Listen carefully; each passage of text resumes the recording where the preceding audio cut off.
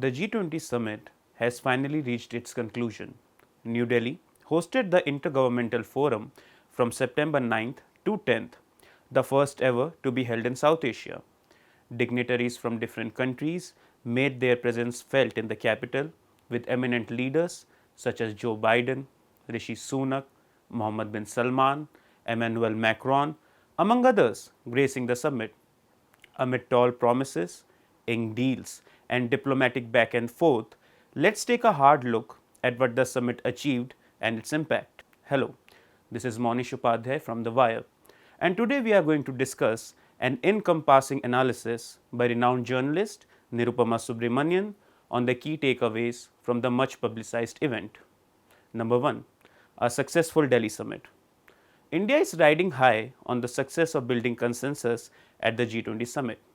This was achieved by arriving at a mutual agreement that Russia's invasion of Ukraine does not need to be explicitly mentioned.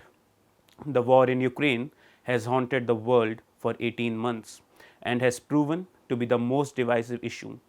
Even at the G20 ministerial meetings during the Indian presidency, the conflict was languished over in a manner that was acceptable to both Russia and China, unlike in last year's Bali declaration, in which Russia was described as the aggressor and asked to withdraw its troops from Ukraine fully and unconditionally. The New Delhi declaration called it the war in Ukraine. There was no condemnation of Russia either, unlike in Bali. The consensus reflected an eagerness in the Western Bloc to prevent the impression of a breakdown of the G20.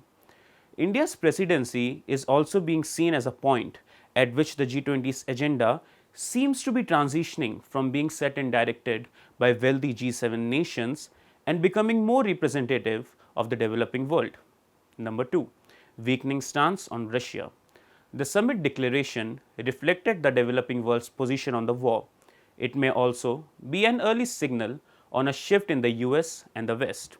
Western media noted the softening of language as a further signal that as Joe Biden faces an election year, Ukraine is slipping down his list of foreign policy priorities as the need grows to nurture alliances to contain China in the Indo-Pacific.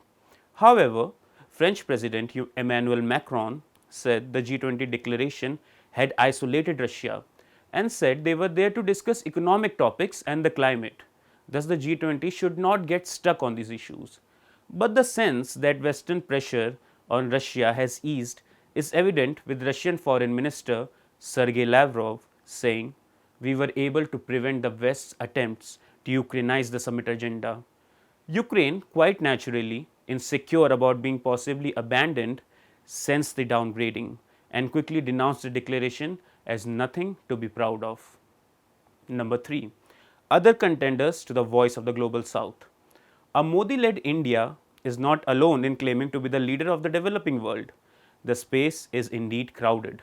The New Delhi declaration would not have been possible had it been not for the support from countries such as Brazil, Indonesia, and South Africa. Indonesia held the 2022 G20 presidency and, using its ASEAN presidency, has taken the lead to resolve the failure in Myanmar. With a population of 280 million, it is the largest Muslim country and the fourth most populous country in the world.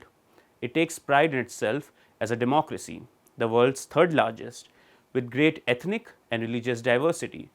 Indonesia also uses its strategic location in the Malacca Straits to do business with both China and the US, declining to be part of any camp.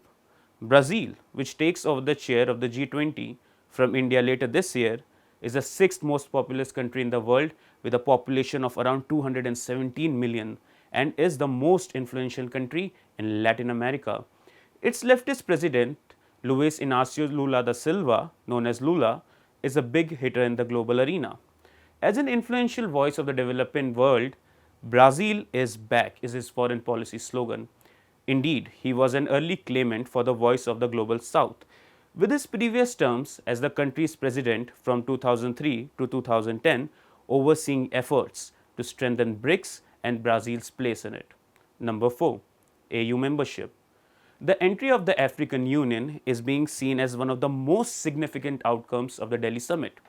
India takes credit for backing the membership of the Union, which is a grouping of all 55 African countries, which have a combined GDP of $2.99 trillion. AU has been seeking its membership into the G20 for the last 7 years.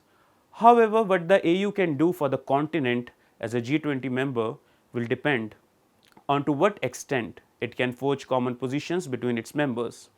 There have been questions about AU's leadership, especially on the questions of peace and security in the continent. Number 5. China's silent presence.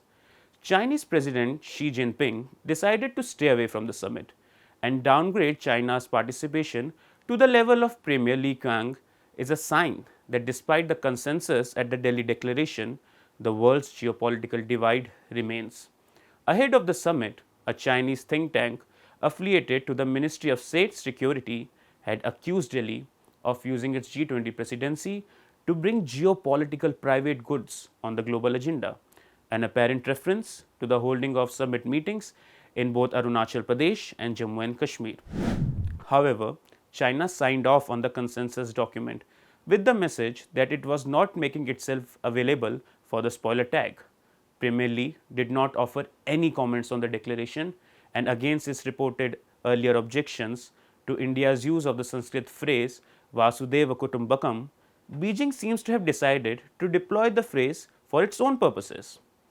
While these were the important takeaways from the G20 summit, to gain a better insight into the diplomacy and geopolitics at play, please visit the Vice website where you can read this article in depth by Nirupama Subramanian.